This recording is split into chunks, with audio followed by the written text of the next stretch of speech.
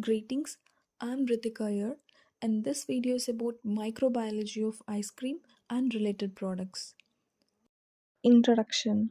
Ice cream is a popular dairy product that is characterized by its creamy texture and sweet flavor. However, its composition makes it susceptible to microbial contamination, which can pose health risks. Understanding the microbiology of ice cream involves examining the types of microorganisms involved, their sources, and the implication for the food safety. Composition and nutritional value. Ice cream is primarily composed of milk, cream, sugar, stabilizers, and flavorings.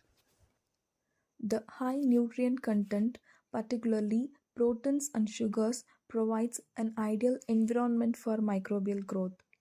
The pH of the ice cream typically ranges from 6 to 7, which is the conducive to the survival and proliferation of various microorganisms. Common microorganisms in ice cream.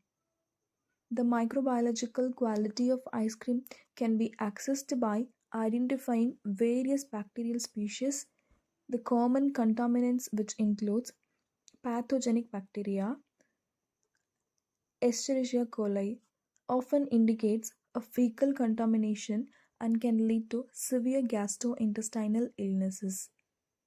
Salmonella species, which is associated with foodborne outbreaks, it can survive freezing temperatures. Staphylococcus aureus, which provides us enterotoxins that can cause food poisoning. Sigilla species linked to dysentery, its presence indicates poor hygiene practices. Spoilage organisms, Lactobacillus species. While beneficial in some contexts, excessive growth can lead to spoilage. Bacillus cereus, that can produce toxins which leads to foodborne illnesses.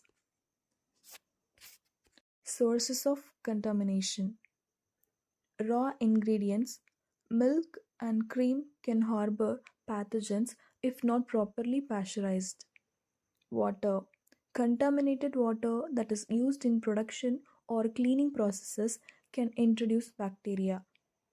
Equipment and utensils. Poorly sanitized equipment can serve as a reservoirs for pathogens.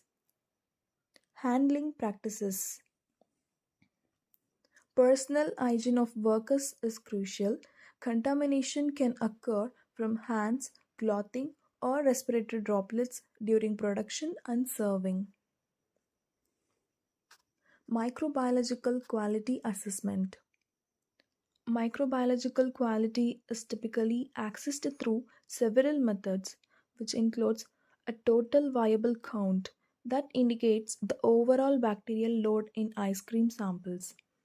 Acceptable limits vary by region but generally should not exceed 250,000 CFU per gram.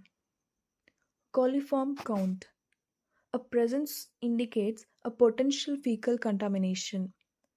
All tested samples often show some level of coliforms. Pathogen detection. A specific test for E. coli, Salmonella, Staphylococcus aureus, and Shigella are performed using selective media.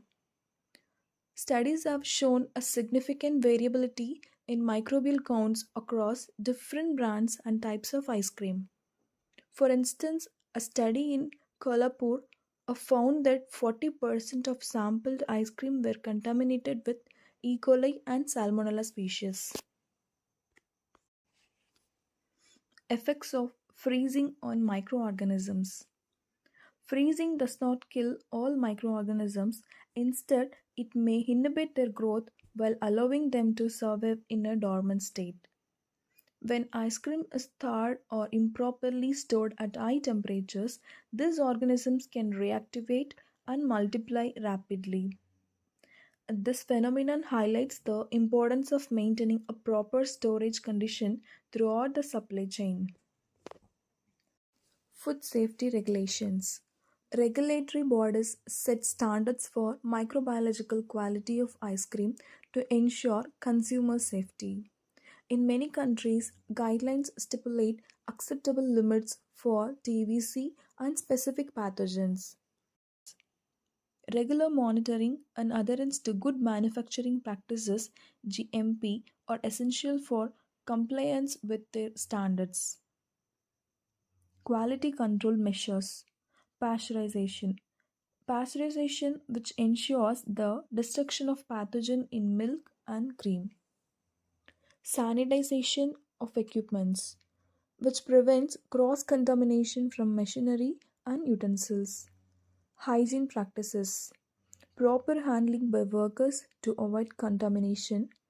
Microbial testing, which regular testing for coliforms, listeria, and other pathogens. Temperature monitoring, which ensures consistent freezing and storage to prevent microbial growth. Thank you.